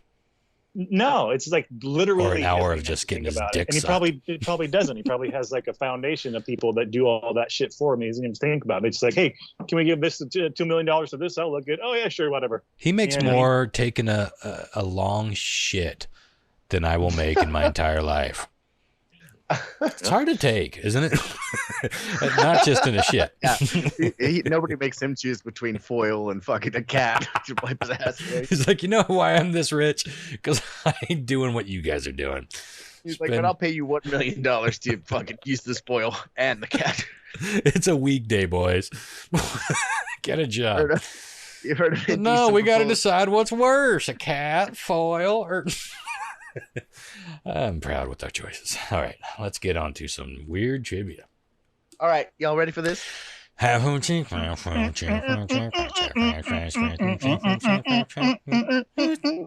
You guys, You gotta get the it best said- ever. Y'all ready for this?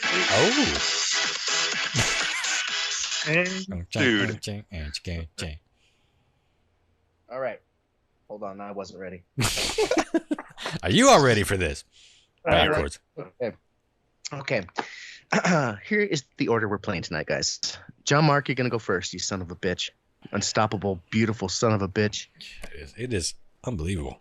Yeah. Is he that good or are we that bad? Don't answer. Yes. I think we're that bad. The answer is yes.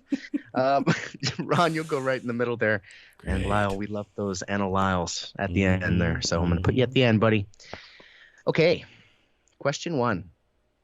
It's been reported that the company that makes a very popular doll called the American Girl dolls. You guys familiar with these at all? Yeah, I am Lyle. actually. Lyle, trigger warning? Yeah. Yeah. Lyle's already in the fetal position. But it's been reported that their new doll maybe doesn't appeal to their standard demographic, but the doll's name is Courtney, and she will have props that align with her backstory, which is this. What's the new doll? Is it A, that she is an NFL referee and bodybuilder? Hmm? Is it B, that she is a Pac-Man champion and also a video game developer? I can see that selling well Is it- these days. Yeah. Is it C, that she's a cryptozoologist and avid Bigfoot admirer? Let's go get those beasties. Oh, my Jesus God. That's what the Come on. dog sound like. Come on. That made my wiener Fucking recoil fright up into my colon. Yeah. Wait, what? Oh, Mm-mm. pretty Or scary. is it, yeah. Oh Or my. is it D, that she's a tattoo artist and skateboarding competitor? It's fucking lit, bro. Yeah, all definitely what I would consider off-brand, but it's been a while since I've thumbed through a catalog. I bet it has. A minute, maybe. John Mark, what are you going with? I'm really torn between A and D, the tattoo and skateboarder and the coach and what was it? Bodybuilder. Yep. NFL referee and bodybuilder. Courtney, huh? Courtney. Let's. I'm gonna go with A. NFL referee and bodybuilder. Ronster. Yeah, I feel like the Pac-Man one might be the yellow heron here, because I think that's maybe like, if I had to buy one of these dolls, what one would Christopher F. Hart buy? Oh, I love when you try to get in my head. It's great. And yet, I'm trying to think what. God, the tattoo. See, when I close my eyes and I picture these things, like, I haven't seen these dolls in a while. Maybe they have somewhat kept up with the times, but I feel like they all look like colonial era or cowgal. Keep this in mind. I like put the word humble. props in there for a reason. The props are usually like a big part of it. Oh, are these like third party, like something you get? No, like they third usually market? come with like something that distinguishes, like, cowboy. Sally comes with the cowboy hat and fucking saddle or something like that. Run Like that type of me thing. through the answers real quick again. An NFL referee and bodybuilder, Pac-Man champion and also video game developer, cryptozoologist and avid Bigfoot admirer, or tattoo artist and skateboarding competitor. I'm going with Pac-Man. Here's the thing. These things are like 4 feet tall or some shit. They're bigger than normal. Yeah.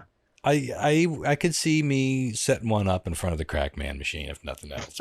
And maybe they come with their own, but yeah, that's my Maybe guess. you should start tonight. Right after you microwave your jizz. And report back. Ding! Lyle. I'm going to tell you what that doll is going to sound like. You ready for it? Oh, God. I like to skateboard because I think it's badass, but also I want to steal your fucking soul. God, yeah, that's That what is those urge dolls right now. That is Beer boner. effective. An evil doll. Beer boner. ball. Beer Yeah, boner. Cordy- I can't even say it. It's that limp. That's what a beer boner sounds like. A boner. What, Got a beer dude? boner or stroke for sure. Blood left one area. It was like, You had half a Coors Light. Shit, baby. fucking my chalkboard. beer Get your boner. right feelings unhappy. Question 2. This is a user submitted story. Thanks to Steven for sending this one over. A reminder, user submitted stories are worth 2 points, gentlemen. So keep submitting them. Keep submitting them. Don't get beer boners. How can they do that real quick? Christopher.bizarre@gmail.com. That's correct. Yeah. Bizarre@gmail.com. All right. Question 2. A 28-year-old Oklahoma woman was pulled over last week for a routine traffic stop. Eventually, she would argue with the police officer, start her car, and begin a high-speed chase that would lead to her arrest. Before that happened, though, she tried to get out of trouble with the officer by simply saying this. Was it A? Listen, I admit I'm a bit drunk, but you aren't being very nice to me. Please let me go. Yeah, that's a tell. That's a tell. Was it B? My boyfriend doesn't like my boob job. What do you think, Officer Handsome? Boing. Yeah, they got to get that a lot. Was it C? I'll trade you some meth for a get out of jail free card. What do you say? Tempting. Yeah. Or was it D? I have to poop so bad. Please let me go home and poop. And there's the brown herring. Oh, brown herring. Yeah, here we go. John Mark. I'm gonna go with the where was this again? Oklahoma. Oh. I'm gonna go with the meth. The meth. Solid choice. Ronster. Well, you probably don't even have to ask. You know how I love to chase me a brown herring. Yeah, I'm going to go with, I got to go home and poop. Right now, a good way to get out of a ticket would probably just be start coughing. Yeah, sure. You know what? Just get home. Yeah, you're good. I'm sorry. I'm so upset. I'm driving badly. I just tested positive for COVID. Can you imagine? I would let that motherfucker go. Yeah. Godspeed. And for the love of God, speed. I'm going number 2. Going with the poo. Poo. Mm-hmm. Doubling down on the deuce. All right, question 3. Deuces. Last month, a man in California named Chad Little woke up and tragically found, like that many others, his home was at risk from a crazy fucking wildfire creeping up on it. Now, while his neighbors and family evacuated, Chad decided to stay and fight the fires with the only thing he had available to him. This was the only thing he had at the ready that he could use. And because he used this, he was able to stave off the fires long enough for crew to get there and assist him. So what did he use? Was it A, his kitchen faucet sprayer hose? I hope it's got to be. Back, I say. Mm-hmm. If you're going to say wiener, I was going to say that was my long-lost brother. Time. And now Time, Well, we don't know all the answers. that's true. Crippler hit a part. Okay, hold on. Was it B? Ice chest full of water balloons his kids had previously filled up. Go away, fire. That would be handy. Let's get away. Maybe. I Was had it- to have some effect. Was it C, his urine? Yeah, if you were drinking beer, good Mhm. news.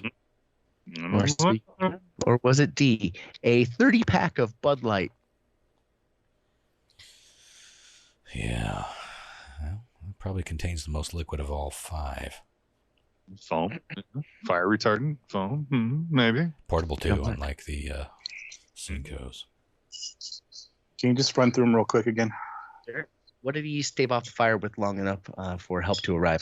Was it his kitchen faucet sprayer hose, an ice chest full of water balloons his kids had filled up, his urine, or a 30-pack of Bud Light?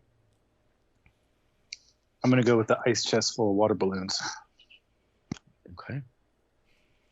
Monster. Yeah, I like that.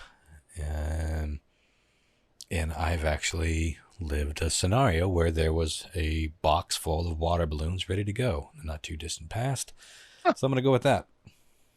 Okay. Lyle. I'm going with Bud Light. That's about as neck as I could get. My voice is kind of off today. And then it was the urine. Now upstairs. Yeah, that's what it was. He drank the 30-pack and then pissed on the No, fire. that's how you do it. Then if you're That's going to how you burn do it. alive or lose your house, at least you're drunk. Yeah, trick question. Trick question. That's how he gets you. All right, well, fucking brace yourselves, gentlemen, because question 4 is a goddamn Florida Daily Double. Oh, dude. Ding, ding, ding, ding, ding, That's ding, right. ding, ding, ding, ding, ding. 2 double point questions in this round. What is happening? Ooh. Madness, and I love it. So much, man. Sounds like a All right, 2 men were arrested in Jacksonville, Florida earlier this month when they incredulously stole this and strapped it to the top of their SUV.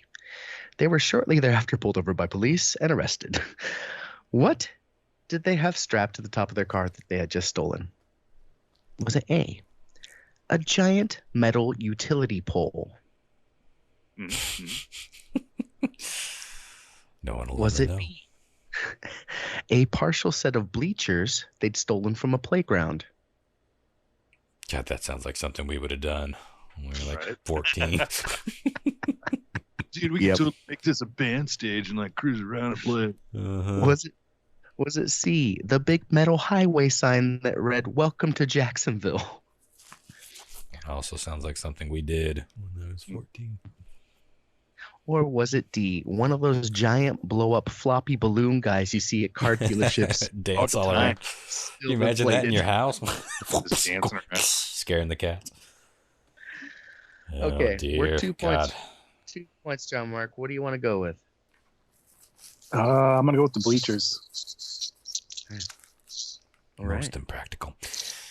You know, we stole so many things, like dumb shit that we didn't need. And I was just thinking of one the other day where there was like just one of those road construction signs. You know, they have like the folding striped orange and white gate and the blinking amber light on top. We stole one of those, and we had no idea how huge those were until we got it in his car and then into my friend's trailer. And then it just sat there and blinked all night. We couldn't figure out how to turn it off, so we threw a blanket over it. As it turns out, there's a little button on there you got to shove like a nail into, just for you kids that are going to steal those yourself. But I think the modern equivalent of that, like the keeping your eye on the prize, I think we totally would try to steal one of those dancing inflatables. Okay, one of those noodle men. Mm-hmm. Yeah, 100% noodle man. Is that where you're going with too, Lau? Oh yeah, Noodle totally. man, come together with your plane. Okay, guys, something real interesting has happened tonight in this quiz, and I can't wait to go over the answers with you guys. It turned out pretty spectacularly. All right, question 1. It makes me think I might have won. Guys, something really interesting has happened tonight. All right, it's been reported that the company that makes the very popular American Girl dolls will be releasing a new doll that maybe doesn't appeal to their standard demographic. The doll's name is Courtney, and she will have props that align her with this backstory. And I'm going to go ahead and send y'all over the photo of Courtney. You'll know pretty quickly what's going on. Oh, shit, son. That's a +1 for the roster. It's a Holy Pac-Man shit. champion. That is fucking Interestingly, funny. the Pac-Man, don't ask me how I know this. I didn't look it up directly for 45 minutes. Sure. The Pac-Man cabinet behind her is an accessory you can purchase for $199. Does it I play? do believe it actually plays Pac-Man, yeah. Awesome. So you ordered it, right? Because they're like these dolls are like 3 or 4 feet tall, right? Yeah, I can tell. Okay, Ron got that correct. We're putting a point up for Ron right away. Boom. Right there. Ron's at 1, guys. Question 2. This is a user-submitted story worth 2 points. Thank you again, Stephen, for sending this my way. A 28-year-old Oklahoma woman was pulled over last week for a routine traffic stop. Eventually, she would argue with the police officer, start her car, and begin a high-speed chase that would end in her arrest. Before that happened, though, she tried to get out of trouble with the officer by saying, "I have to poop so bad. Please let me go home and poop."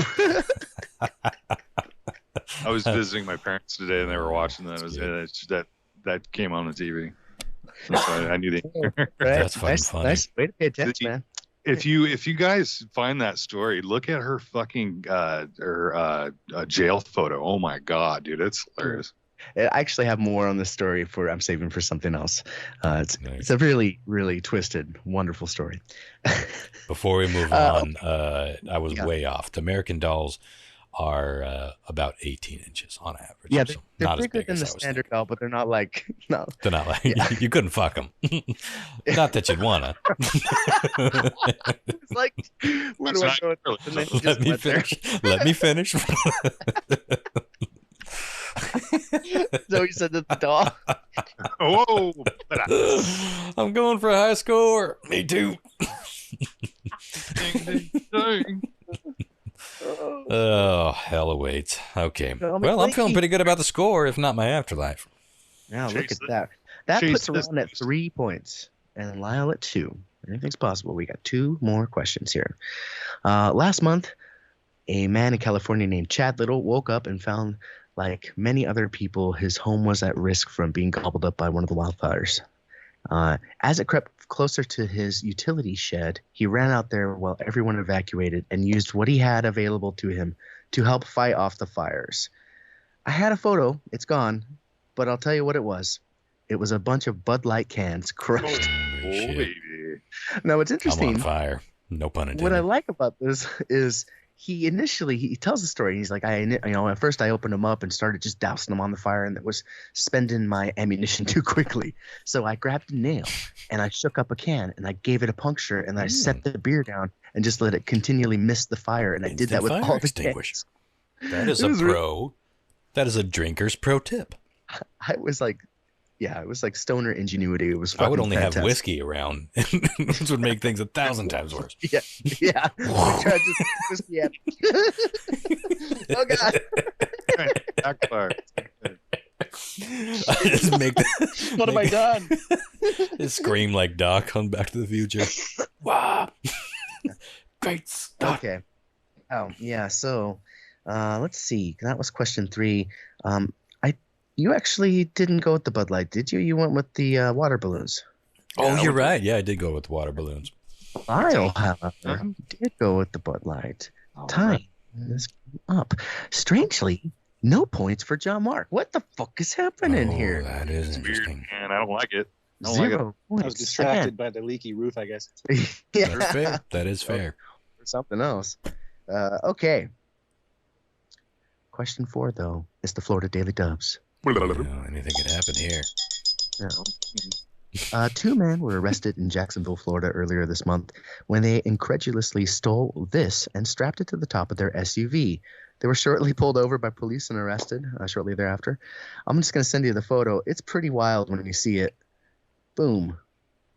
Holy snakies. It was, in fact, a full-length power pole. Yeah, one of the big metal ones. I mean, like, I'm sure they're... Well, they put a flag on it. They did. They flagged it for length. What's the problem, sir? I don't... It seems like The fuck were they doing? Oh, were they trying to get the wiring from inside? I'm sure the metal... I think they did that on the wire. Yeah. Oh, maybe, yeah. Let's see. Nobody got that correct. Boy, they look That like was a 2 whiff. guys that would do this, don't they? Mm-hmm. This we means we almost do- got her done. We do have a tie right now. A 3-way tie. I do have... No, it's just 2 way. 2 Oh. way. John Mark didn't get any points, remember? Oh, that's amazing. He's a whiffer. 0 points. All right, I do have I grabbed a story from the news I could find real fast. Not to get political, but I don't know if you guys heard, but Michael Bloomberg bought out a bunch of felons' debt in Florida so the felons could vote because he's, this was a guy that was in the Democratic presidential race at one point and hates Donald Trump. They hate each other. So how much money? So I'm going to need you guys. He bought off debt for 31,000 Florida felons. Bought all their debt so they could vote. How much money did that cost him? Closest one's going to get it. Go ahead and open up a text or singular Facebook message to me and send me your answers, Lyle and Ron. Oh, this is going to be one where I probably look real dumb. Story, maybe you didn't see it yet. $1. 1 penny. Now that's a lot of debt. I'm gonna go. Shit. I accidentally sent it to everybody. Dumb motherfucker. Oh yeah. This is gonna make me look real dumb. Ding! Here it is, everyone. I like defending you. And I was real specific. Singular text. Well, what's your answer? Okay. Well, Ron said, everyone's surprised, 1 million. Lyle said 6 million. The correct answer was 20 million. Holy which shit. makes Lyle our winner tonight. Nice job, buddy. First time in the whole history of How Bizarre. It's been a while. Well deserved. That Played is like like a a champion. chuck wagon bell. I feel I feel happy with my turnout. I think we should all just celebrate John Mark's giant whip. He just took a shit. It kind of feels good. It's almost as refreshing as this Northwest post-fire season rainstorm we're in the middle of. Oh, Right. God's own mercy. It just keeps spreading. Maybe we've turned it. Got to happen once in a while. It has to. Season, turn, turn, turn. You know the song. Seasons. Mhm. To everything. This could be a turn in the tide. Wouldn't that be weird? If John Mark never won again. This is like possible. I doubt it. I couldn't live that way. Couldn't live that way with the losing John Mark. Yeah. Doesn't that seem like a 2020? It's just a weird polar opposite universe. I don't want to be part of. I got the news ticker on right now. I was keeping my eye on the protests in Louisville, Kentucky, following the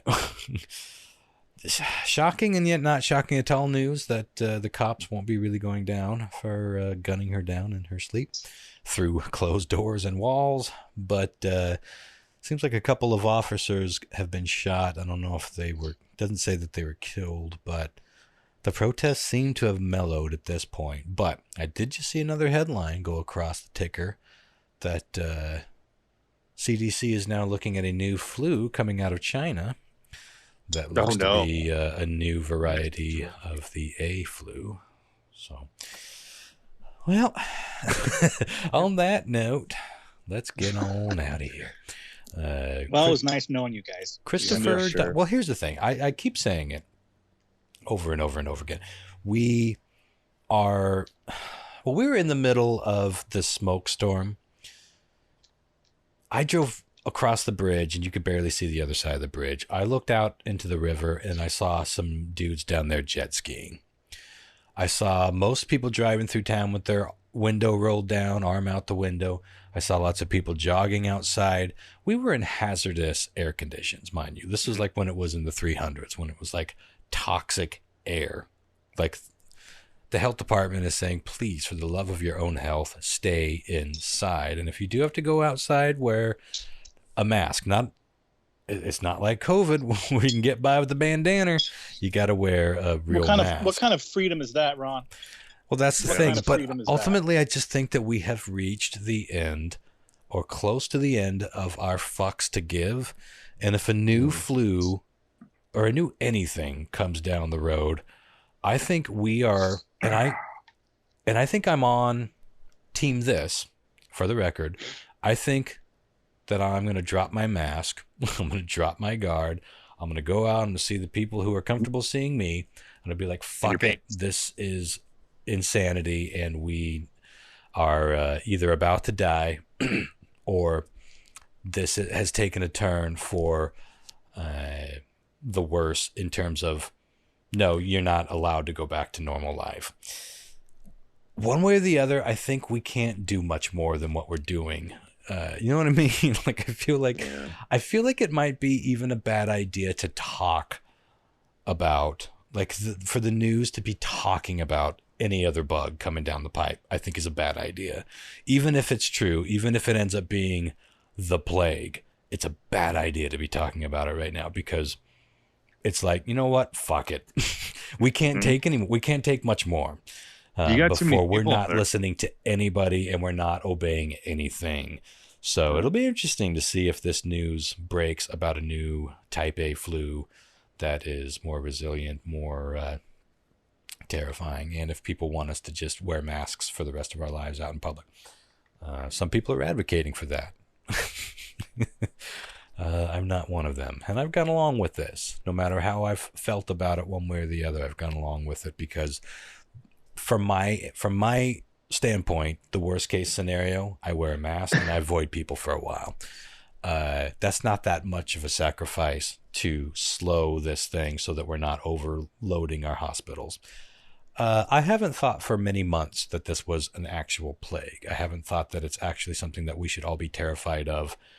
I don't want it, and it sounds horrible, and it does sound new, but most people by far are surviving it. But it was an easy thing to go along with. If we're going to start piling onto that, we're going to have trouble. So it'll be interesting to see where we go. God, can you I think remember the flu is going to be the least of our fucking worries in like a month, dude. Month and a half. Are you talking about Trump's little I won't be leaving office? Yeah. I think Trump's going to die. And that's going to cause... do tell. Well, yeah. I got this fucking feeling, man. It's 2020. Anything could happen. Yeah. I am almost 100% accurate with predicting who's going to win the presidency. I don't know why. I don't follow politics that well. It's just a gut feeling, and it's almost always right. I got a pretty good gut. So what's your feeling? What's your feeling right now? My gut tells me that it's going to be Trump. I don't know why, but my gut more than anything is saying, bitch, this is 2020. You don't know shit about. So my confidence in my gut is less than what it was. But statistically, and going on nothing other than statistics, we tend to reelect our presidents. All presidents of the modern age, well, most presidents of the modern age tend to be two and done. But there are so many reasons that Trump could possibly get away with sustaining the election or putting it off. But more importantly, if Trump were to drop dead, there are all sorts of fail-safes and programs in place that would automatically delay the election, which is an interesting thought. There's a lot to it. And there's a lot of things that would have to happen. One of them being a national emergency, which we have about 18 of right now. So anything could fucking happen this year. But I remember right before New Year's of 1919. Feels like it was that long ago. You look amazing for fucking Thank you. God, isn't it crazy? Sometimes I still feel like it should be 19 something. Like we're in 2020. How did that happen? Anyway, car accident. 2019, that helps, and the booze doesn't. But 2019, I remember looking ahead. We were all looking ahead, and it was like, holy shit, have you seen the calendar? Like almost every super fun holiday, and go back and look, of 2020 falls on a Friday or a Saturday. Like this was supposed to be the party year of the century. And instead, we've all just been getting fat in our PJs at home. Not all of us, of course, I understand that. But, well, most of us, to some degree. And it's like, it's funny how you just have no idea what the next year will be.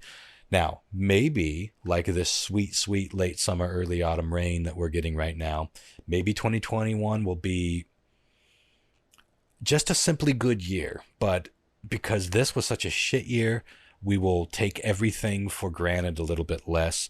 We'll get out and enjoy the sweet, fresh air. We'll get out and enjoy social connectivity more than we used to. All those things we took for granted, maybe we'll just be able to embrace them in 2021 will be an amazing fucking year. But I got a feeling that 2020... Can you imagine what the next concert you go to is going to be like? See, my fear is that it's going to be like, oh, why are you breathing so heavy? No, that's my fear. Think so I think I don't think they're going to even happen until it's like, okay, we figured this out. We got a vaccine. Blah blah blah blah blah. I don't think, you know what I mean. We're at least 6 months away from live music, like what we're used to in a as club. far as what a concert is. You know even then, though, do you guys honestly like they vaccinated us for COVID-19? It's no longer a threat. Even then, do you still go to a fucking concert and get that close to anyone ever again? I just don't know, man. And feel comfortable for a for 2 while. hours? Not for a while. I mean, you got to think about people had to have gone through this mindset in the 1919 Spanish flu outbreak. Yeah. So I bet for a while it was like that. It was like, let's stay at home. Let's keep reading. Let's keep, visitations can happen outside. Let's just have everything be an outdoor picnic. But eventually you'll start weaning back into that life. But I think for a while, but John Mark might be right. Even we might be ready by then, this might be a slow crawl back. I don't know. I haven't been paying attention to what's happening in other states, but Washington has been kind of weird because we went back to this like 1.5 for our county. It's county by county. Some places, is any place in Washington at a full on 2? I don't know. I honestly haven't really been paying attention. I've just been. I feel like there hasn't been any real going development. to the grocery store once a month. Remember when we were all getting together, even sometimes on the show, we would get together and watch the governor's new messages. We don't even pay attention now.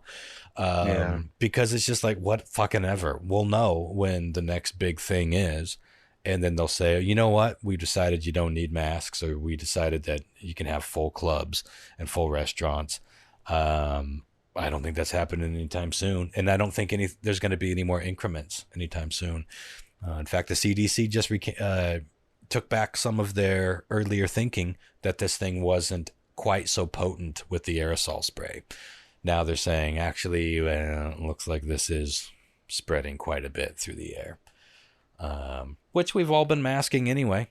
So that's what they say is the reason we're doing that. But for a while, they were saying that's not really how this thing is spreading.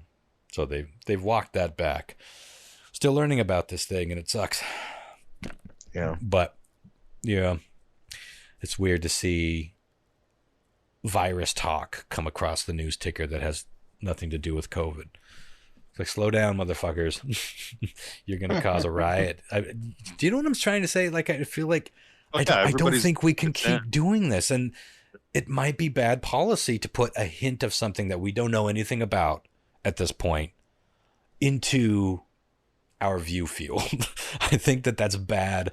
That's a bad idea because we're already some pretty pushed to the limit critters right now in a lot of ways.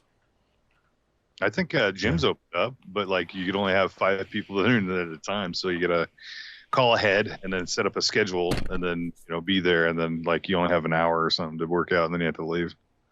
I don't get wanting to go to a fucking gym right now, man. I just don't. Go Yeah, fucking hiking, same. get a bike, run in place in your living room sounds more appealing than going to a fucking gym with even 2 or 3 other people in there. What are you doing in a gym? Sweating all over everything. I don't care how much they're sanitizing the air. They're filtering it through the HVAC system. They're spritzing down the butt pads. I don't want.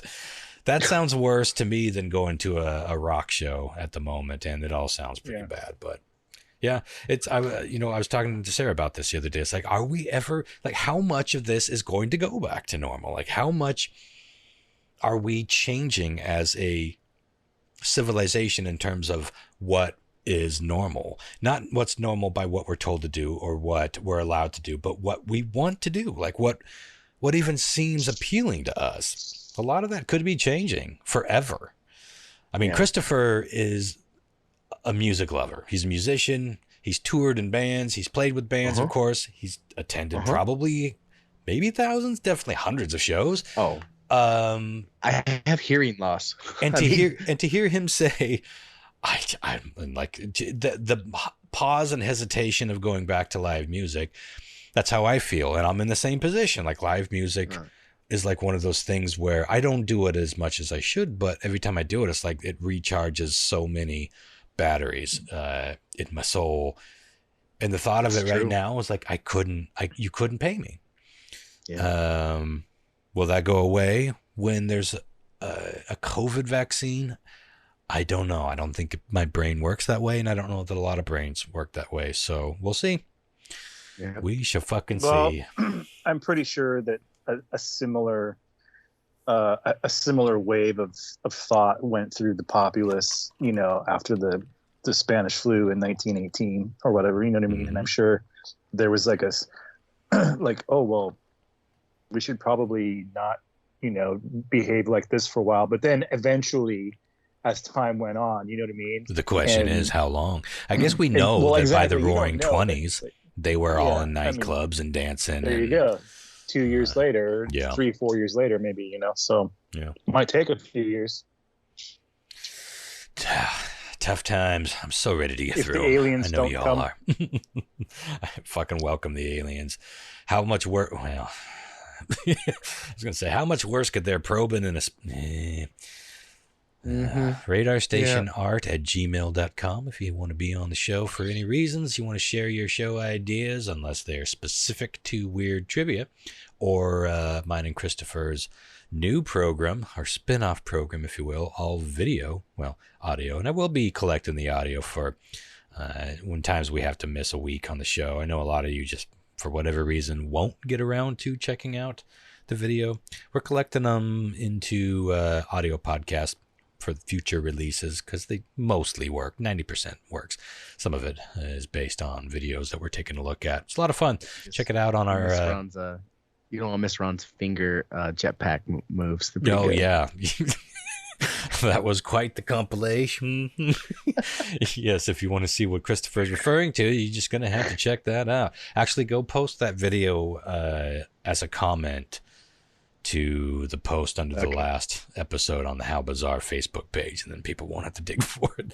They'll see Christopher's 30-second edit of what was a 30-minute video. Christopher.bizarre@gmail.com if you want to send him some topic suggestions, either for that show or for weird trivia. Till next week, let's get the fuck on out of here. Hopefully not much rioting going on tonight. We'll see. Sad, weird, unjust fucking times. So be kind and stay inside, wear your mask, at least for a little while longer. See y'all. Be kind and rewind. Night, guys. Good night.